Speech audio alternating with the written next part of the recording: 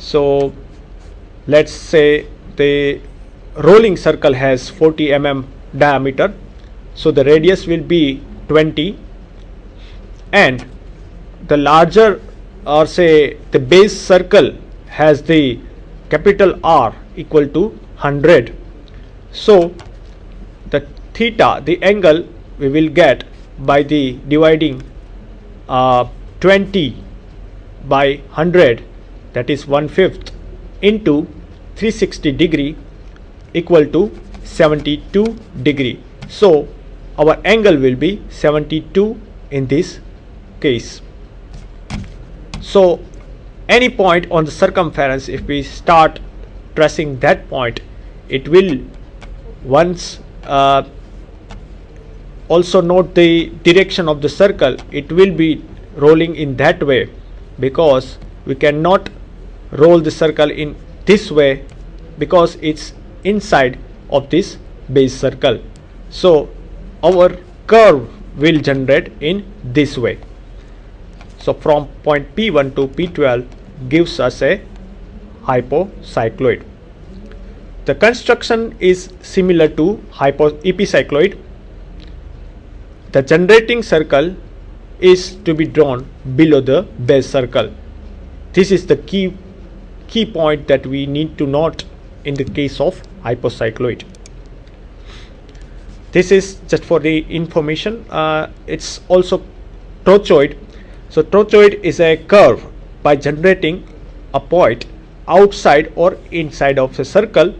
So we can take any point and it will give us a trochoid, or we can say outside or inside. So far we discussed how to create the curves, for example epicycloid or hypocycloid, and our points was only the circumference points. In trochoid, the difference is we can take any points above or below the circumference. So that point could be outside the circle or it could be inside the circle, and the shape what we will get is known as trochoid. So if the point is outside of the circle, the curve is obtained is called superior trochoid, and if the curve is inside the circle, the curve obtained is called interior, or say inferior trochoid.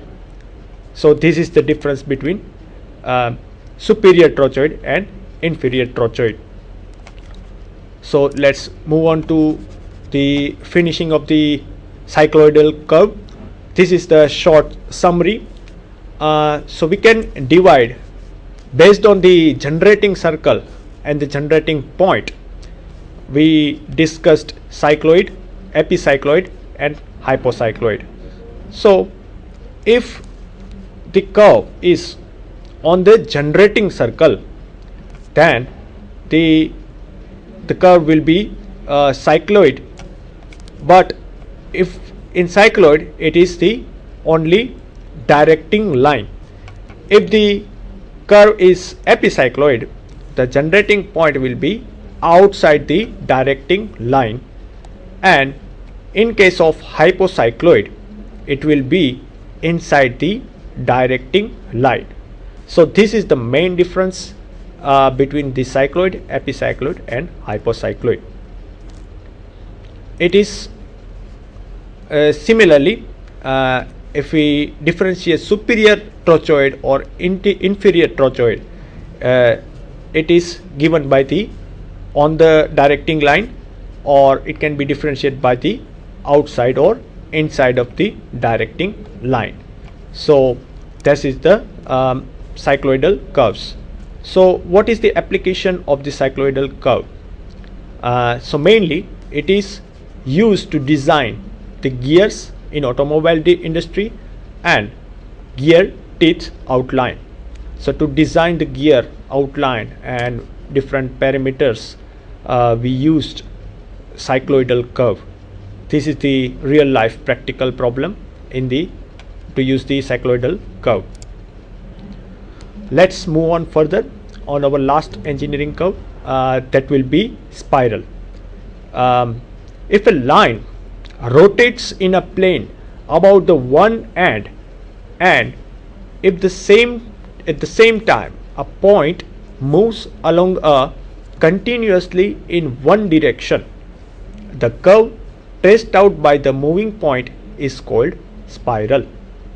So we have our line which is fixed, which when it rotates in a plane in such way that the end is moving in the same direction. So the condition is the point should move in the same direction, and it continuously changes its path. Its path means it can be its angle. So here is the key point is the angle. So in spiral we will be given some angle through which the point will complete the revolution or say convolution. So the point about which the line rotates is called a pole. So it is a path, it is a locus of a path which around which the point is moving. The fixed line is called pole, and the line joining any point on the curve with the pole is called radius vector. So that is called radius vector. In our example we will learn how to create the spiral and how to create the radius vector, how to find out the radius vector and constant of curve. So if we discuss the spiral family, the angle between the radius vector and the line in its initial position is called the vectorial angle. So here it is important to find out at what constant angle the spiral is moving, and which is called the vectorial angle. Each complete revolution of the curve is termed as convolution. So if a point is moving in circular way and it comes into the same line into 360 degree, so that will complete one circle and is called one convolution. So if a revolution on the curve is termed as convolution. So in spiral we have Archimedean spiral. We will learn how to construct Archimedean spiral in a short time. And then we have spiral for clock or say semicircle, quarter circle, and then another type is logarithmic. So we have different types of spiral. Let us see what are the different. So Archimedean spiral, we are interested to know how to create the Archimedean spiral.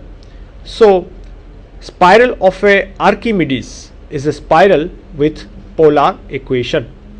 So it is basically, if you see, it is the same polar radius, so by which we can on the right side figure we can see, we learn it gradually decreases and meets into the center points, depends on the convolution. So that is the Archimedean spiral with polar equation. So Archimedean spiral, it is a curve traced out by a point moving in a such way that its movement towards or away from the pole is uniform with the increase of vectorial angle from the starting line. So to sum up, that is the definition of the Archimedean spiral, that it is a curve traced out by a point moving in a such way that its movement towards or away from the pole is uniform with the increase of vectorial angle from the starting line. Its use, what is the use of spiral? So spiral is used to get the teeth profile of helical gear. So It's also used to profile of cam and also in the lathe chuck. So in different mechanical parameters we used spiral curve to design the mechanical items. Let's take a problem to construct an Archimedean spiral. So to construct an Archimedean spiral of one convolution, given the radial moment of the point P during one convolution is 60 mm. The initial position of the P is the furthest point on the line or freehand of the points. So the two radius are usually given in case of spiral. To construct an Archimedean spiral, that is the greatest radius and the shortest radius. In our case, the greatest radius is 60 mm and the shortest radius is 0, that is called the center of the pole. So our spiral will start, the furthest point is a 60 mm and it will complete into the middle point. So it should look like this way. We will see how to construct a spiral. So let's, in the same way, let's divide the circle into 12 equal parts and also divide the line from center to that point. So it's known as a radius. It's also divided into 12 equal parts. So we need to get the points on the curve by the radius of 1. So let's, keeping the point on compass on the point in the point center, let's obtain an arc equal to the O1 and we get somewhere point 1 here. Then from O2 here on the second segment we get point 2, and by this way we will get all the points on the curve, and by joining that points we get the one convolution spiral, that is called Archimedean spiral. We will see in the second problem. To construct an Archimedean spiral of one convolution, so let's say this time the greatest radius will be 100 mm and the shortest radius will be 60 mm. So to construct an Archimedean spiral of one convolution given larger radius and the shortest radius, so here we have another example of 1.5 convolution Archimedean spiral.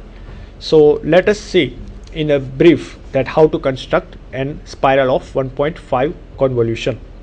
So here is the largest radius up to OP12, that is O0, and the shortest radius will be the inner circle. So we have now distance between the larger radius and the shorter circle. So the number of part we are dividing the circle, we have to divide the circle, the space between these two, into equal number of parts. Let's say in our case is 15. So we have to divide this part into 15 because our convolution will complete here and it will move further another 180 degree. That is why it is 1.5 convolution. So that is why if we trace the point from O to 1, 1 to 2, we get P2, and then if we take radius O3, we get the point P3 on the line 3. So this way we can get the points on the line. So we have to start from OO, then from O1 on the line 1 we get P1 point, then O2, P2, and by doing the same, continuing, we get the P12 part when we finish one convolution, and from P12 further we have to move to P13, 14, 15 on the parts same line, because the P14 will be the same line as second, P13 is the same line as 1. Similarly 15, 16, 17, and on the 18 part the circle will be ends here. So our spiral will end here. So it is very important to know that what angle we are going to use for the spiral. Sometimes in the exams it's given as a 450 or say 270 or say 540. So here is a example of 540 degree, that is 1.5 convolution. So to draw normal and tangent, we have this equation, the constant of curve. We need to find out another circle which is called constant of curve, the rate at which the curve gets constant. So it is difference in length of any two radius vectors. So it is different between any two vectors and divided by the angle between the radius. So in our case is OP, let's say OP and OP3. So the it is divided by pi by 2 because the angle is pi by 2. So whatever the distance of the curve length, the difference between these curves length in length, it is, we got the measurement as a constant of curve. So that is called constant of curve, and by intersecting that constant of curve we get the normal. So here it will be 6.37 mm in our case, and by drawing that line we obtain normal, and by drawing a perpendicular line we obtain the tangent, which is shown as a T and N. So here is the Archimedean spiral. So what is the application? Again, if we see the application of spiral, it is used to design the scroll plate of lathe chucks.